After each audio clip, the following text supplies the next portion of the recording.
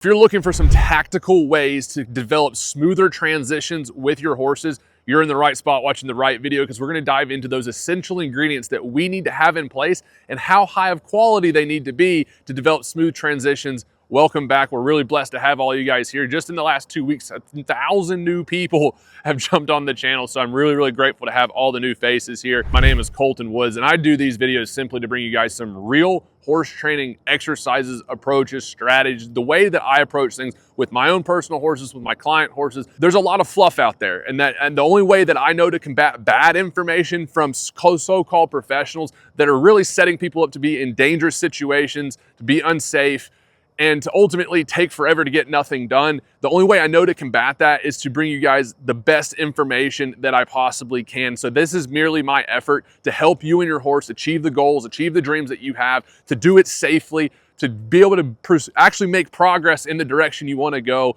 And I'm really thankful to all of you guys, because it's people like you that have allowed us to build a business of educating horses and people with a lifetime in mind. It's enabled us to be invited to go to these colt starting competitions, which we've been blessed to win, or even go teach at these horse expos all around the country. In this video, I'm taking you through 5 key ingredients. It's going to include approaches. It's going to include exercises that make sure that you have the high quality ingredients that you need with your horses to develop smooth transitions. And so I want to encourage you to stay to the very end, because the last one that we have put in here, we're using Johnny. He's my partner today, and we're getting ready to get saddled up and get into filming this video for you guys. That last one is a game changer. It's one that one of my mentors and my coaches shared with me a couple years ago, and it's been revolutionary to say the least. And I use it every single day in every transition that I end up making. And if you end up liking this video and you enjoyed it and you want to see more like it, just be sure to let us know you liked it by hitting that like button down below. If you had a favorite moment, you have a question about something in the video, use the comment section. And if you want to see more videos just like this one, hit that subscribe button. We got to do the thing for the YouTube algorithm. So let's get Johnny saddled up here, and we're going to get into developing our smooth transitions. Let's ride.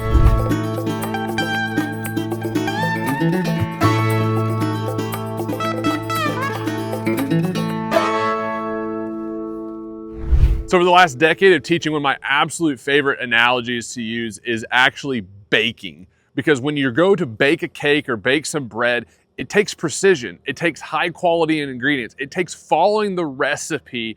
And my mom might find this video and out me on this, but my mom is an amazing cook.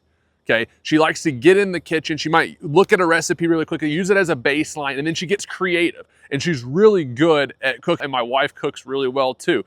But when it comes to baking, my wife is a lot better at baking than my mom is, because my wife is really good at following a recipe and sticking to the steps, because it's a chemistry project when you're baking. And the reason that many people mess up on the baking side is the same reason that people struggle when it comes to developing smoother transitions with their horses. It's not because they're not practicing enough. It's not because the person isn't making enough cakes. It's not because you may not be doing enough transitions. It's because the quality of the ingredients, the steps that the ingredients are used in, are not always what they should be. So as we get Johnny warmed up here, before we even get into walk, trot, canter, really getting into developing those transitions, one of the biggest things that I see people do recklessly, and you're gonna hear me do this throughout this ride, so we need to head this off right now, which is talking about our verbal cues.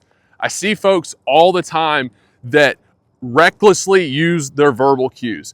And this is something, and basically when I say someone recklessly uses their verbal cues, they'll do a cluck, they'll do a kiss, they'll make some kind of little funny sound, whatever they've selected, maybe what you've selected as your verbal cue, and they'll do it 2, 3, 4, 5, 6 times just to get that horse to make a little bit of a change.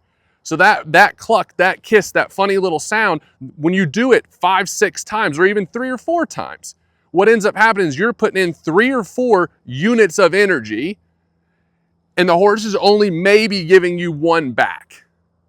And that is using it recklessly. Okay, so when we go into, what I'm gonna share with you, just specifically how I use my verbal cues, is that when I do a cluck, when I do a kiss, if I say that W word, right?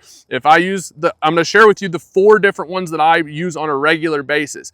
when I use them, it's a 1-for-1 ratio. 1 cluck, 1 kiss is 1 unit of energy with my horses, all right? I'm gonna keep this horse walking around because what he needs this morning, we're gonna get into part 2, and he needs to go forward, all right? So that we can develop some smooth transitions with him. So I'm gonna talk with you about this while I'm walking around here. So for me, a cluck is a medium unit of energy, okay? A cluck is a medium unit of energy. A kiss is a higher unit of energy. And the basic reason that I break this down is I think about frequency and the tonality of how this verbal cue comes across. And so a cluck, something like that, would be a softer verbal cue versus if you use a kiss, and I'm gonna make sure my seat, and I'm not asking this horse to do anything, is, and you can even see how he starts to even pick up more in that, off that. But you hear how it's a higher, more shrill sound. I'm that detail oriented in my verbal cues to where the medium cluck is a medium unit of energy. And so when I start my colts, it's a cluck is the trot, a kiss is the canter in a conceptual manner, but then it becomes that a cluck is just a little bit more of what I'm asking, and a kiss is a lot more of what I'm already asking that horse to do. It's energy, it's not speed, okay?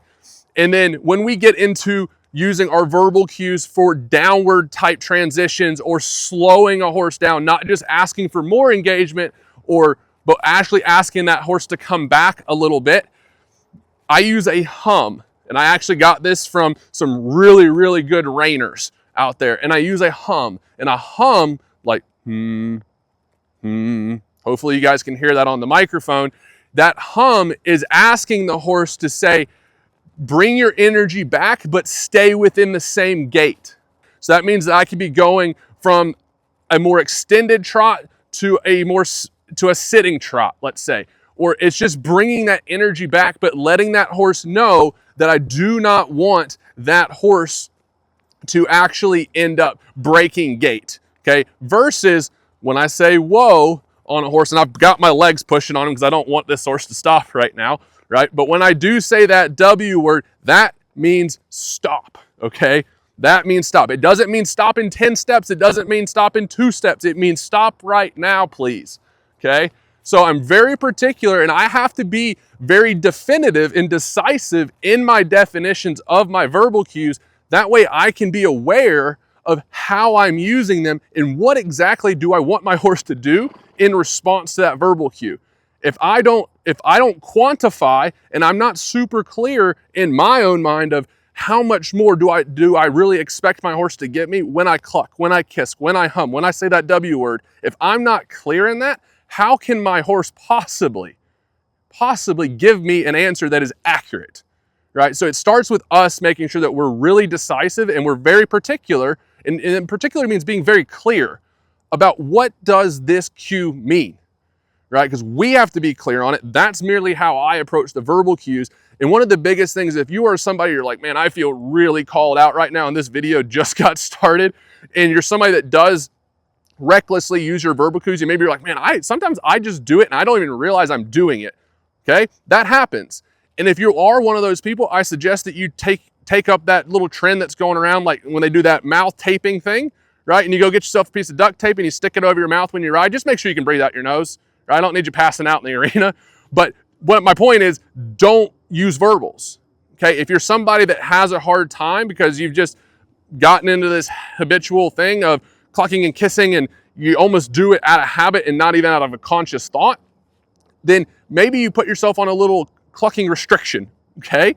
And you restrict yourself on the clucks and the kisses and the verbals, and you focus on riding your horse off the physical aids, off of your seat, off of your leg, and making sure that your horse is responsive there. And you'll start to figure out how reliant your horse might actually be on the verbals. And like I said, I'm not against verbals. I just explained how I use verbal cues.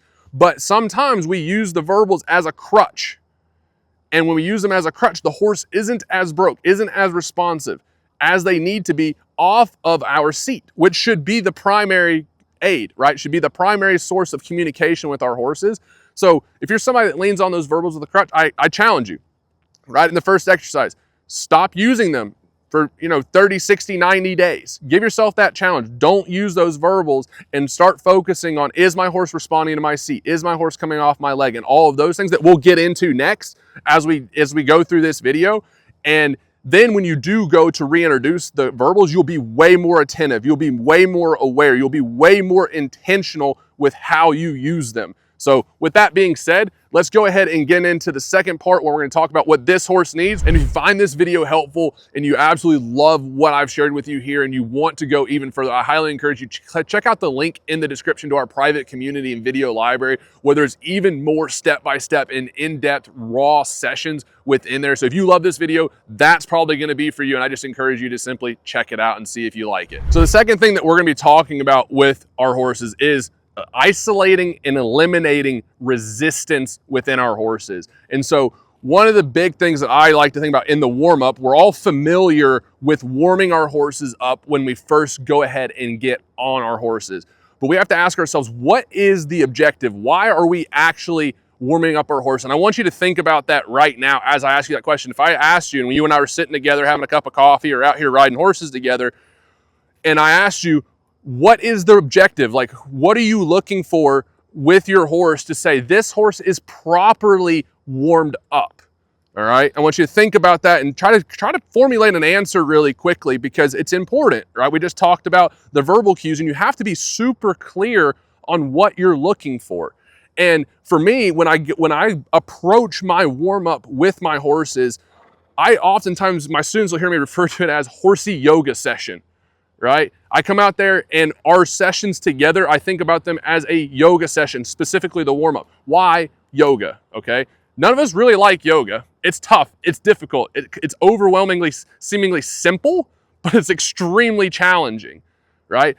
And the point of yoga being that we can increase our flexibility, improve the reach that we have, improve the engagement that we have of specific muscles.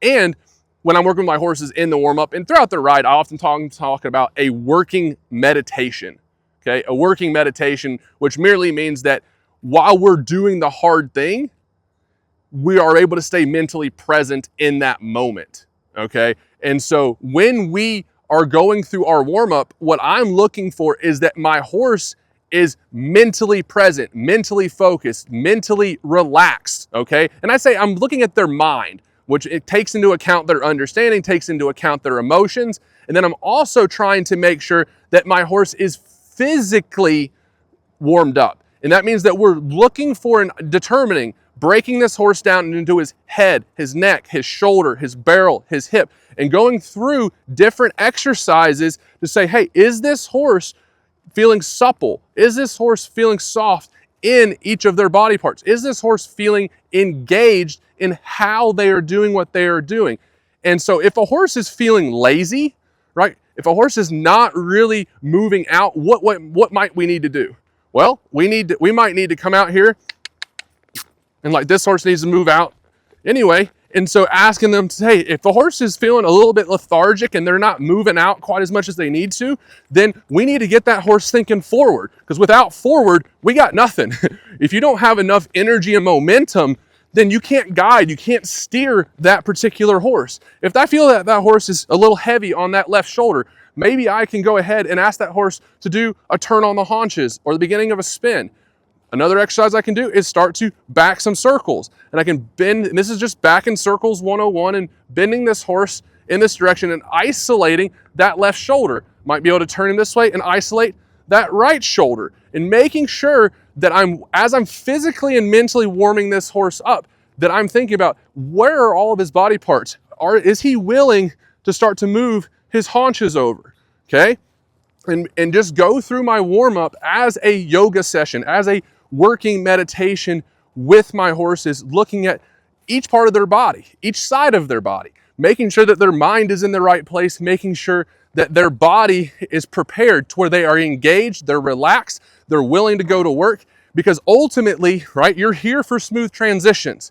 And if our energy can never be created nor destroyed, right? Energy merely exists within us, it exists within our horses, and if we are lacking energy, it is stored somewhere.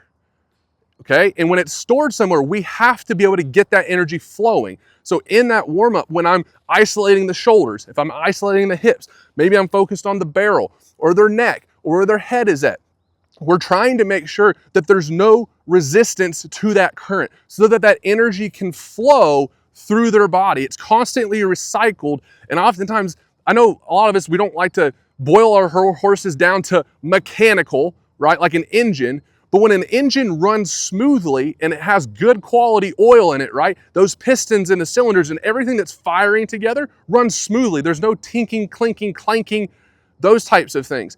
And so when we're in the warm-up, we're trying to evaluate, are there places of resistance? And then what can we do? What exercises can we utilize in our warm-up phase to get that horse more supple, more soft, more relaxed, more focused? So that way, when we do get to, because the end result, smooth transitions is something we need to work on, but it's an end result of having the high quality ingredients, right? We talked about baking earlier. And so making sure that our warm-up is very objective, it's very on point, and that we're setting our horse up for success by utilizing various exercises to isolate the body parts, to get the mind and the body in the proper position to where there's no resistance. That's what I love about the definition of reining, is it's willingly guided with little to no resistance. And I think regardless of the discipline that we choose to participate in, that is a goal that we all should have with our horses.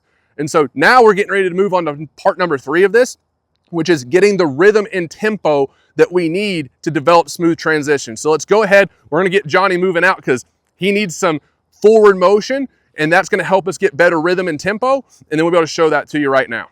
So the third thing that we want to dive into is developing a smooth tempo and smooth rhythm in our horses, because ultimately, right, we're here to talk about developing smooth transitions. And how can we have smooth transitions with our horses if our horses are not consistent? They don't have good balance in their gaits themselves, whether that's a good walk, a good trot, a good canter, and they have range within each of those. It's not just one walk, one trot, one canter, but a horse has gears within that walk. They can have a nice slow walk. They can have a really good free walk, right? Or a working walk, depending on what world you're coming from. And then within that trot, that they could have, essentially like this horse is a sitting trot or a jog, depending on how you want to look at it. And then moving up to being able to ask this horse to stretch out and move out a little bit more. And just use that verbal cue, that cluck, to say, hey, let's move out a little bit, and then can we sit down and come back down to actually what would be a smooth transition with this horse from a little bit more of an extended reaching trot, just a posting trot, wasn't very much extended that much, but be able to bring him back down and let this horse through, in this case, still a warm-up, but making sure that we are able to get these horses to develop a nice smooth tempo and rhythm. And here you can see from him going on a loose rein, right, riding off my seat, to be able to pick up on him here, in this case one-handed, and get him soft. And notice that it changes his body position and posture into more of a working posture to where he can utilize different muscles. But there's something that I really want you to understand, is that you notice how he still is able to move smoothly and freely through his body. And then as I come past the camera here, I'm gonna let this horse out of this contact here, and notice how he doesn't speed up. He does change his body posture, right? Because I'm not holding him within the contact or asking him to stay soft in my hand, but he doesn't speed up. And so within that tempo and rhythm that we're working with our horses, it's important that our horse understands that our hand is there to help them develop a better sense of balance and a more athletic posture, but it's not a restriction through our aids. And so that we want our horse to remain consistent through their gait. I'm not pedaling this horse around constantly saying, go, go, go, go, go, go, go. He needs to be riding off my seat, being self-propelled, because if I'm pedaling him, that's resistance, okay? That's resistance. And so I need this horse to be self-propelled in his gaits. That way, my aids can be there to work with him on developing more body posture or doing different maneuvers and exercises. And that energy, that forward motion continues to flow through his body, all right? And then we can work him up to a canter. Kiss there. And I went ahead and went to the kiss with this horse because he needs to move out. And he's just been a little bit lazier this morning because we've been shooting and going slow. And so here you can hear him breathing out maybe when he's exhaling. And even in the canter, see, I haven't picked up on him yet. I'm just going to lope him around, canter around, depending on what word you're coming from, and guide him around and let him, you can see, let him find that tempo, finding that rhythm within this. And then as we're loping around, I'll get to where you guys can see. I'll start to pick up on him here, ask him to get soft, still riding off my seat. And my hand is merely saying, hey, this is where I'd like you to shape your body to get in this type of working posture. And then right through here, I'll let him back out. And you know, it's like, yes, will he pick his head up and those sorts of things? Yes. But does he speed up? No. Does the tempo and the rhythm change drastically in his feet? Absolutely not. Right there, he's continuing to be able to exhale. And so within our warm-up, it's another essential thing after we've gone through and we're eliminating and evaluating where is that resistance with our horses, that we're also making sure that we have good tempo, good rhythm, good flow of that energy through our horse's body. That way, when we get into our transition work, which is coming up next, right? We're pretty much right there because I've got to get this horse out of the lope back to a trot or a stop or anything like that. But we're making sure that we have the proper ingredients with our horses so that way they're high quality. And you guys can hear this horse is still breathing out and relaxing. That's been a big thing for this horse. You know, it's been an important piece, which is why I want to keep loping him around here and making sure that he can really relax and settle and let go of any of that tension that he might be holding on to, right? And he might be just like, hey, I slept on my side. He was pretty dirty when we brought him in from the pasture last night. And you're like, hey, might have slept, got a little stiff last night out in the paddock. And being able to just let him come out here and settle and get that body physically prepared to where he can feel engaged, he can feel loose enough, he can feel mentally and physically prepared to where when you come into that downward transition, that it is smooth. I'm not going to out my last point because I almost said it right there of what our last thing that we're going to be covering that is the absolute game changer within these transitions. But it's being sure, and here's one of the big things that people make a mistake about doing, okay? This is the big problem that people make. And that is that when they are working on getting their horses better rhythm, better tempo, as soon as that horse starts to figure out where that rhythm and that tempo needs to be, they quit too soon. They quit way too soon, okay? And the problem with that being is that once that horse starts to figure out, gets the right rhythm, you want to reward the slightest try. And we've heard that, but the problem becomes if you quit, as soon as that horse starts to figure out their balance, starts to figure out their tempo, right? If you're supporting them through your rein aids and that horse just starts to figure it out and you ditch them completely and they completely fall apart, then the big problem becomes that horse can't actually get settled within that gait, okay? So I'm going to let this horse. So that wasn't as much of a smooth transition, was it? He kind of plunked down a little bit more than I want him to. That's okay. And so one of the big things that we want to do is get these horses relaxing while they're moving, which means we need to go not just until the horse starts to settle into each gait, but we need to go until that horse has really settled into that gait. Not just where they just got started, but to where they've settled into it and it's consistent.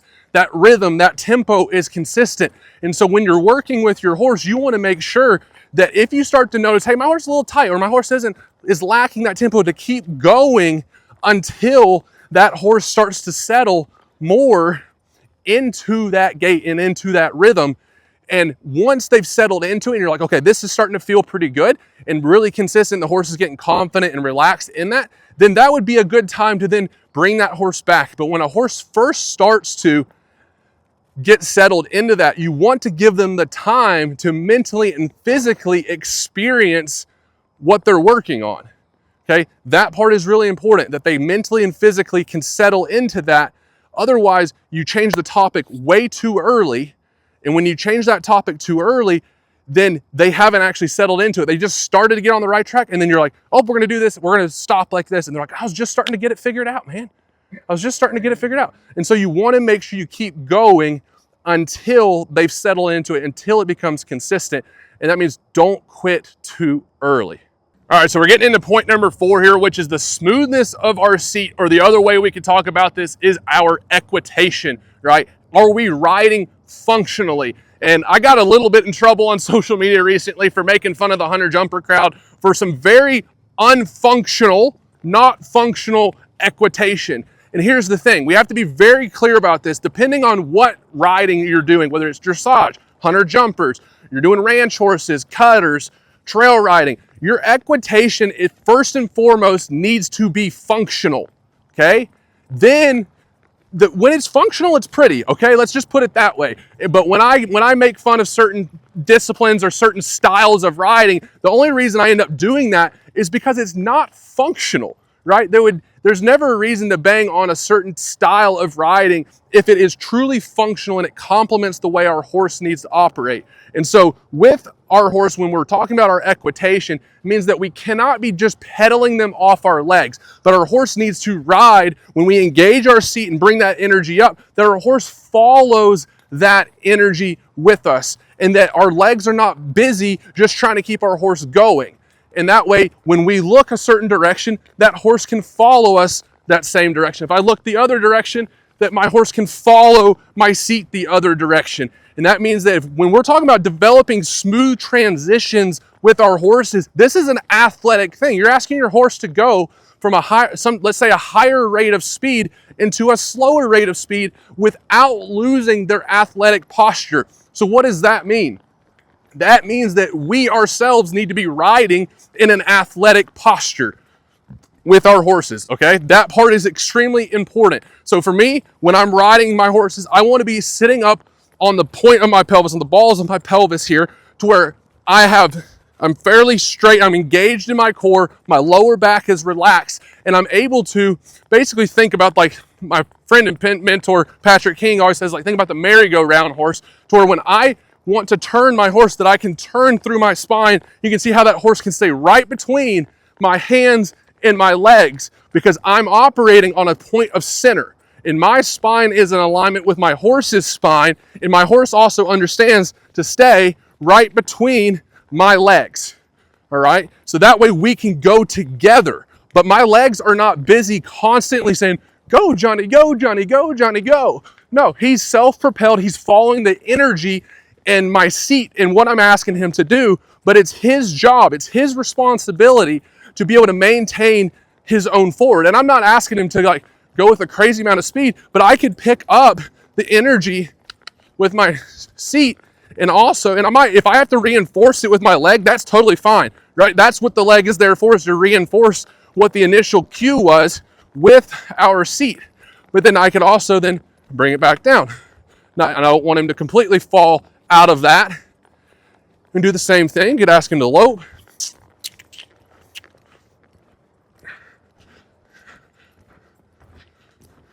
Ask him to lope around here.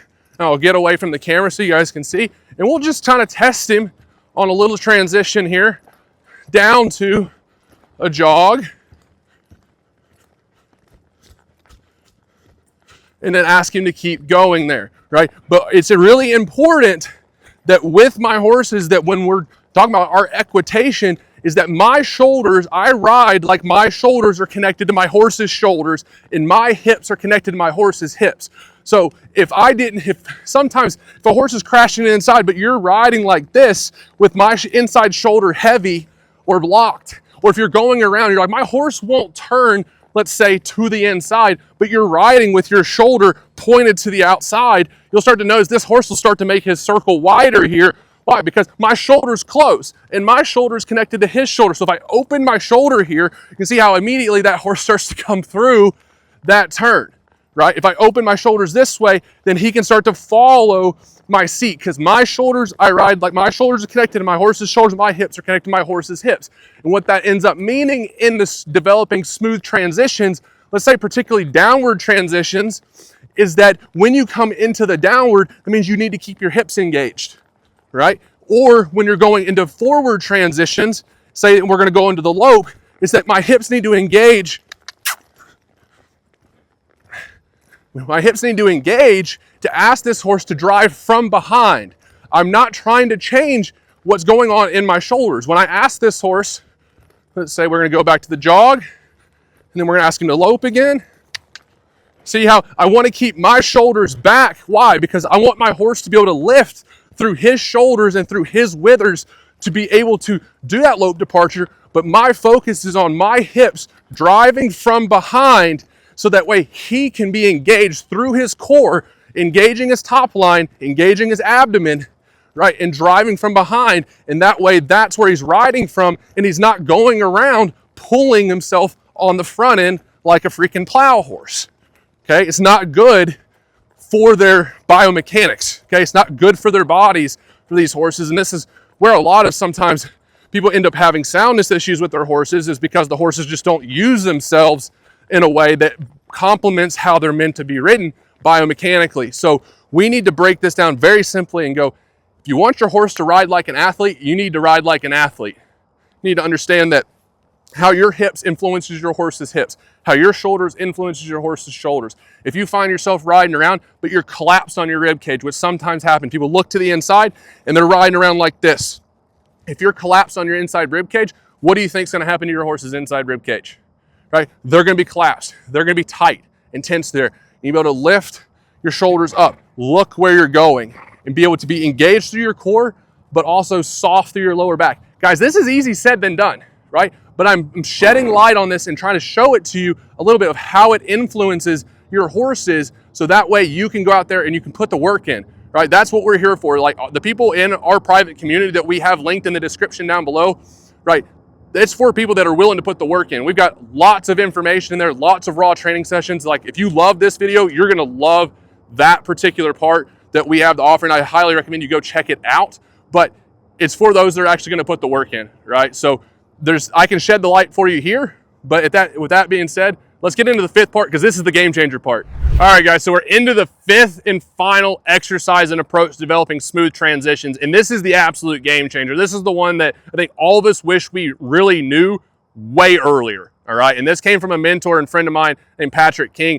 And when we talk about our transitions, particularly in our downward transitions, we think about that horse coming down into that transition, from a canter to a trot, from a canter to a walk, from a canter to a stop, from a trot to a walk, right? Trot to a stop, whatever that transition is.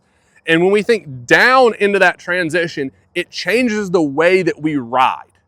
And we do not want our horses coming down into a transition, right? We want our horses coming forward into a transition. And so you can think about forward to blank. So if I'm coming from the canter and I want to trot, I think from the canter or the lope to a forward to trot, or forward to walk, or forward to halt, right? And why do we want to think about coming forward into a downward transition? Is because when we think about, I'm gonna bring my horse down from the canter to the trot, what ends up happening is that our body responds to that thought process of downward. Our horse's body responds to that thought process of downward. And that's a problem, because they end up falling on their shoulders, they end up getting heavy on their front end, and they end up leaving their rear end behind. And a nice smooth transition forwards or downwards is coming from the hind end, driving from behind, and then that horse being able to elevate through their front end, okay? So we have to have enough engagement, we have to have enough forward. So here, I'm gonna bump on Johnny just a little bit and say, hey, we gotta free up. I'm not gonna beg you to keep going. You gotta be self-propelled, and we might even pick up our pace of our trot a little bit here. And then I'm gonna ask him to come more into a jog,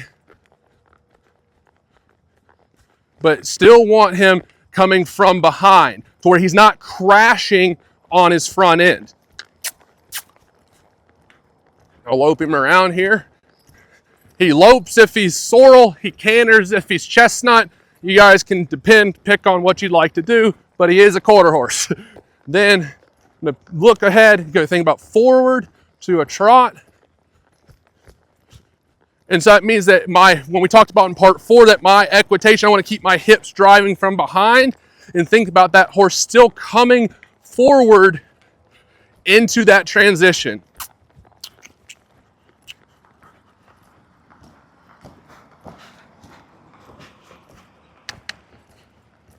Make my circle a little wider here. He's got a little heavy, but I can support him in my hand just to help him find his balance, and then still think about driving and guiding with my hips, and then using my feet as I need to keep that forward motion coming from behind. Right? And so then I took the brakes off enough to ask him to stop. Then I can, when I go to ask him to walk forward, I'm thinking hind end, coming forward. So that forward to walk, or forward to trot, or forward to canter is a very, very, very simple thought process. But it's not just a thought process, it's how you do it. And that when you ride into your downward transitions, that you think forward into that downward. Right? So that way you think about making sure that your hips stay engaged, that your horse's hips stay engaged, and that you don't fall on the front end. Because so many times people get sloppy in those downwards, especially if you're like, that was so good at the trot or at the canter. You're like, I'm just gonna let them walk. And you just throw them their face, and you're just like, I'm just gonna let them walk. And you let them just fall apart into pieces, right? You don't wanna do that. Be intentional, ride your horse every single stride. And if they're doing really good at the trot, you're like, I'm gonna let that horse walk, then make sure that when they come into that walk, that you do it in a good transition, because it's not just what we do, it's how we do it, right? And smooth transitions is the result of how you do things well, right? A smooth transition is not just what you end up doing with your horse. It's how you execute the basic fundamentals that allow you to bake that cake, right? Allow you to create that recipe, which the final product ends up being a smooth transition. So as you go through this, you want to think about forward to the downward transition. Keep that hind end moving forward. It starts with you. It starts with your equitation, as we talked about in that fourth strategy, that fourth approach, that fourth training set that we went through, and then coming down into now working with our horses and going forward to blank, right? Whatever that is. Before you head out to the arena or out on the trail to work with your horses on developing some smooth transitions, be sure to head down to the comments and let me know which of these 5 approaches and exercises do you think is going to be the most helpful for where you and your horse are at right now. Guys, I use these comments to come up with future topics for our videos. So let me know which one of these do you think is going to be the most helpful, the biggest reminder, or the thing that you took away from this video most, because it's really, really helpful for us. And if you want to see more videos like this, be sure to hit that subscribe button. We got new videos coming your way every single week. And if you're looking for more step by step on the exact exercises, how we go about doing them, down in the description below is a link to our private community. Go check that out. You can get a free week trial to it. Private community, full-on video library. We're adding to it, getting ready to come out with an app. So if you're watching this video when it first comes up, the app is in progress. If you catch this probably within the next month, it's already going to be up. So I can't wait to see you guys there in the private community. And after this video, we've got more videos that you're going to enjoy. So see you guys later, and thanks for watching.